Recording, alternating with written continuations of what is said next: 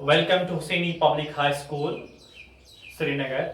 Today we are going to discuss a topic, second topic of a chapter motion of class 7. तो इससे पहले जो हमने lectures motion में पढ़े थे वो हमने पढ़े थे टाइप्स ऑफ द मोशन, जैसे कि rotary motion, circular motion and linear motion, random motion किसको कहते हैं वो हमने पढ़े थे. और today we are going to discuss the second portion of this unit, that is the simple pendulum. What does this simple pendulum means? ये simple pendulum हम किसको कहते हैं, ये pendulum क्या होता क्या है? Simple pendulum हमारे पास एक small sphere होता है, heavy small sphere of a diameter of the 2 centimeter. अगर हमारे पास एक sphere है, heavy sphere, say for example it's made of the metallic ball, तो ये हमारे पास इसका diameter approximately 1 metre to 2 metre, 1 centimetre to 2 centimetre होता है या 2 सेंटीमीटर होता है. अब ये जो बॉब हमारे पास, इसको हम बॉब कहते हैं, ये स्फीयर का बना होता है, स्फीयर शेप में होती है उसकी शक्ल, और ये स्मॉल होता है, छोटा सा होता है, और उसके साथ एक हुक होता है. यहाँ पे एक हुक होगा. तो इसको हम अटैच करते हैं एक स्ट्रिंग के साथ, यानी कि एक रस्सी के साथ. तो फिर हम इसको अटैच करते हैं एक स्टैंड के साथ, सपोर्ट के साथ, जिसको ये सस्पेंडेड रहे. तो अब ये हमारे पास एक सिंपल पेंडुलम हो गया. तो now this is a simple pendulum. Now we have to oscillate it. हमें इसको ऑसिलेट कराना है, ऑसिलेशंस यानी कि मोशन में इसको लाना है हमें. तो अब हम यहां पे in order to make this bob simple pendulum या bob in a motion, we are applying a slide force on this bob. तो ये हमारे पास बॉब है, हम इसको मोशन में लाने के लिए हम इसको स्लाइड टच करेंगे या स्लाइड फोर्स अप्लाई करेंगे. तो देन ये इसकी पहली जो पोजीशन होती है इसको हम कहते हैं मीन पोजीशन, मीन पोजीशन और रेस्टिंग पोजीशन, या हम इसको कहते हैं this is the resting position of the Bob जब ये स्टेशनरी होता है. ये इस वक्त जो ये पोजीशन इसकी बॉब की है, सिंपल पेंडुलम की है, ये क्या है, मीन पोजीशन इसकी, और ये रेस्ट पे है. Now we are applying a force on this, gentle force on this bob. Now it will move in this direction. For example, this is moving in this direction and we are applying a force in this direction. तो यही bob जो है, it will move here. This will be its extreme position. तो यहाँ पे इसकी जो position होती है इसको हम कहते हैं extreme position. Now from this extreme position, say for example this is the position A and this is the position B. Position B is the extreme position. Now this bob will come again, it will gain a kinetic energy and it will gain an energy and will come again to this mean position. तो फिर यहाँ पे mean position A के बाद ये फिर से चले जाएगा यहाँ पे इस वक्त another extreme position. For example this is the C. Now ये जो हमारे पास जो हमने टाई की थी इसको string, it may be the length of the 20 centimeters or it may be a 30 centimeters or it may be a 120 centimeters. तो अब हमारे पास ये जो length of the pendulum, इसको हम कहते हैं length of simple pendulum, or it is known as the effective length. It is denoted by L, small l. तो length of the pendulum या length of the simple pendulum that is denoted by L, जिसके जो हमने string ली थी जिसकी जो length होती है उसको हम लेंथ L कहते हैं. और जो हम जब हम इसको फोर्स अप्लाई करते हैं जो एंगल बन जाता है मीन पोजीशन, यहाँ पे वर्टिकल स्टैंड है, रेस्टिंग पोजीशन पे है, जो ये एंगल बन जाता है इस एक्सट्रीम पोजीशन और इसके दरमियान, इसको हम कहते हैं amplitude. Amplitude is an angle between this vertical position and this extreme position. जो यहाँ पे ये एंगल बन जाता है इसको हम कहते हैं amplitude of a pendulum, amplitude of a pendulum. अब हम इसमें डिस्कस करेंगे what do you mean by one oscillation. एक ऑसिलेशन हम किसको कहेंगे, कब हम कहेंगे एक जो बॉब हमारे पास है इसने एक ऑसिलेशन की. तो अब in order to describe this we will say that for example this is the mean position of the bob A. यहाँ पे जो बॉब है ये रेस्टिंग पोजीशन पे है. अब ये बॉब जब चलेगा और जब we are applying a force on this bob and it will move to the extreme position B, जब ये बी पर पहुंचेगा और फिर से वापस पहले गया बी तक और फिर वापस आया ए तक, तो इसको हम कहते हैं this is a one oscillation. तो या हम दूसरे लफ्जों में कह सकते हैं कि when a bob goes from one extreme position to the another extreme position, तो जब ये जाएगा एक्सट्रीम पोजीशन से दूसरे एक्सट्रीम पोजीशन तक, ये भी एक हम इसको वन ऑसिलेशन कहते हैं, या one when it completes one complete oscillation है, तो उसको हम कहते हैं वन ऑसिलेशन। या ए से चला जाएगा सी तक और फिर आ जाएगा ए तक, इसको भी हम वन ऑसिलेशन कहते हैं। तो अब ये हमारे पास ऑसिलेशन इसको हम कहते हैं। इसके बाद हमारे पास है that is the time period. Time period, what do you mean by time period? Time period को हम डिनोट करते हैं टी से। तो इसका मतलब है it is the total time taken by a pendulum to complete one oscillation. It is the time period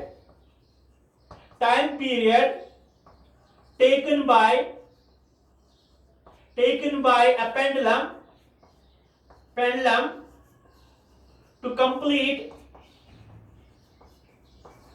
complete its one oscillation। यानी कि वन ऑसिलेशन करने में एक बॉब को कितना टाइम लगेगा, उसको हम कहते हैं टाइम पीरियड। फॉर एग्जाम्पल, ये Bob is here from one extreme V position and it will go to the B position, then it will come again to the A position, तो इसको हम वन ऑसिलेशन कहेंगे। कितना time लगेगा एक simple pendulum को एक ऑसिलेशन करने में, उसको हम कहते हैं उस टाइम पीरियड, उस पेंडुलम का टाइम पीरियड। ये जो टाइम पीरियड होता है it is related to its characteristics. अब ये किस किस पे डिपेंडेंट करता है? Time period will depend upon the length of the pendulum. ये जो लेंथ है पेंडुलम की, इस पर भी डिपेंड करता है। तो हम लिखेंगे time period will depend upon the length of pendulum। जो लेंथ होती है पेंडुलम की, यानी कि स्ट्रिंग की जो लेंथ होती है, उस पर ये टाइम पीरियड डिपेंड करेगा। यानी कि जिस पेंडुलम की लेंथ ज्यादा होगी, एल ज्यादा होगा, वहां पे टाइम पीरियड भी इंक्रीज हो जाएगा। And it will not depend upon the amplitude. ये time period do not depend upon amplitude. Amplitude पे ये डिपेंड नहीं करेगा।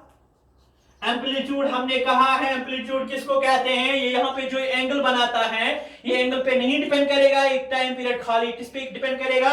लेंथ पे। और दूसरी बात यहाँ पे ये है कि ये it do not depend upon the mass of the Bob. जो बॉब होता है, टाइम पीरियड बॉब की मास पे भी डिपेंड नहीं होता है, तो खाली एक ही पे डिपेंड करता है, that is the length of the pendulum, L. खाली जो टाइम पीरियड होता है वो एल पे डिपेंड करता है, length of the pendulum, and it does not depend upon the amplitude. ना ये मास, जो बॉब का मास होता है, वजन जिसको हम कहते हैं, तो उस पे भी ये डिपेंड नहीं करता है। तो अब हमारे पास ये जो सिंपल पेंडुलम है, इसके बाद हमें पढ़ना है कि सेकंड पेंडुलम किसको हम कहते हैं? Second pendulum.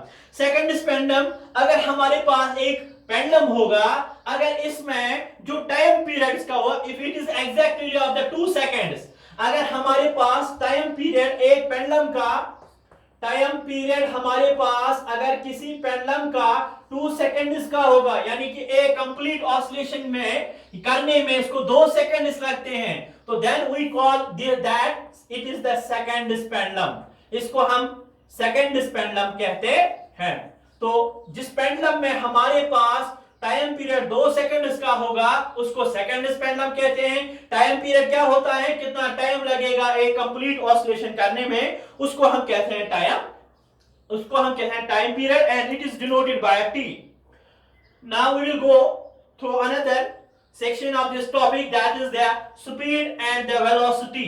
What do you mean by speed and what do you mean by velocity? We will discuss it now.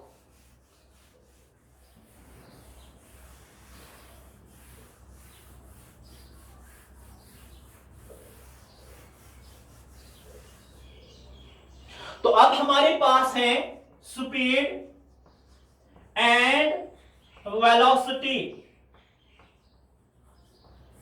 Speed और वेलोसिटी हम क्यों पढ़ते हैं? See for example a body is moving, एक बॉडी मोशन में है, तो हमें पता होना चाहिए कौन कितनी बॉडी तेज चलती है, कितनी स्लो चलती है। In order to know this how fast a body is travelling और how slow it is travelling, तो इसको डिस्क्राइब करने के लिए हमारे पास जो स्लोनेस या फास्टनेस किसी बॉडी की होती है, उसको डिस्क्राइब करने के लिए, उसको समझने के लिए हम उस बॉडी की स्पीड देखते हैं, यानी कि कौन गाड़ी कितनी तेज चलती है या कौन गाड़ी कितनी स्लो चलती है। तो उसके लिए हमें स्पीड पढ़ना है। What does this speed means? तो first we will discuss the speed. As you know that speed is the distance travelled by a body या rate of change of a distance, यानी कि जो हमारे पास एक बॉडी है कितना डिस्टेंस वो कवर करेगा पर यूनिट टाइम में। रेट का मतलब होता है पर विद रेस्पेक्ट टू टाइम या per unit time. Here in physics rate denotes, जो रेट होती है फिजिक्स में, it means that it is the per unit time, per unit time, यानी कि कितना डिस्टेंस ट्रैवल करेगा पर यूनिट टाइम में। तो अब it is the speed is the rate of change of distance, it is the rate of change of a distance. We will discuss it here. Rate of, simple सी language में, rate of change of distance, rate of change of distance. Here rate means that it is the per unit time, यानी कि change in distance, कितनी change distance में कितनी change है with respect to time, that will give us a speed. अब ये distance क्या होता है? डिस्टेंस हम कैसे कैलकुलेट करेंगे? Distance means the length of the actual path. Distance is equal to the length of the path. जो एक पाथ होती है, यानी कि जहां पे गाड़ी चल रही है, जिस पाथ पे या जिस ट्रैक पे या जिस लाइन पे एक गाड़ी चल रही है, उस लेंथ, उस पाथ की लेंथ को हम डिस्टेंस कहते हैं। तो here we have, for example if we will take here an example, we have a line and here the body is moving on this line AB. See for example here is a point A O where the body starts traveling. तो ये body जो है first it will go to the P, और P के बाद ये चल रही है और जा रही है कहां पे? से फॉर एग्जांपल है पॉइंट Q. P इसने स्टार्ट किया है ओरिजिन से O से और जा रही है कितना? जा रही है कहां तक? Q तक। तो फॉर एग्जांपल हमें पता है कि जो डिस्टेंस ओरिजिन से है, जहां से इसने चलना स्टार्ट किया Q तक, वहां पे डिस्टेंस है x2। फॉर एग्जांपल यहां तक डिस्टेंस है x2, और हमें पता है O से P तक डिस्टेंस है x1। For example x1 is the distance between the origin and the point P, और P से चल रही है कहां की ओर? Q तक। तो अब हमें बोलना है कि इसकी स्पीड कितनी है। तो यहां पे हमने लिखा था चेंज इन डिस्टेंस, डिस्टेंस में कितनी चेंज है। तो फॉर एग्जांपल हमारे पास हमें पता है कि ओरिजिन से ये Q तक जा रही है, तो वहां तक डिस्टेंस Q2 है, हाँ, यानी कि फाइनल डिस्टेंस यहाँ पे Q2 है, कुल डिस्टेंस हमारे पास x2 है, सॉरी x2 है, और यहां तक हमारे पास डिस्टेंस है x1। In order to see the change we are here subtracting x2 from the x1. So x2 minus x1 will be the change in the distance. For example, that will be that. Now we will और यहाँ से O से Q तक जाने के लिए इसको for example time t लगा, तो we will here write it as, we know that the speed को हम डिनोट कर सकते हैं s में भी, और कुछ बुक्स में भी हम इसको v से भी डिनोट कर सकते हैं। तो it is equal to that change in distance, change in distance divide by time, यानी कि इसको कितना टाइम लगा, इसको कितने सेकंड्स लगे या इसको कितने मिनट्स लगे। तो for example we know change in distance is here x2 minus x1 divide by time को हम t से डिनोट करते हैं। तो here speed will be equal to the, से for example x2 minus x1 is equal to the x, then we will write it as it is the x divided by t. तो हमारे पास जो speed इस body की है that is the x by t. x is here distance and t is here time. तो हम नक्शल में ये कहेंगे कि speed of the body is equal to speed of a body is equal to किसके बराबर होता है? It is the distance covered by a body, distance covered by body, कितना डिस्टेंस एक बॉडी ने कवर किया, और time taken by that body, time taken है कितना टाइम इसको लगा जाने में.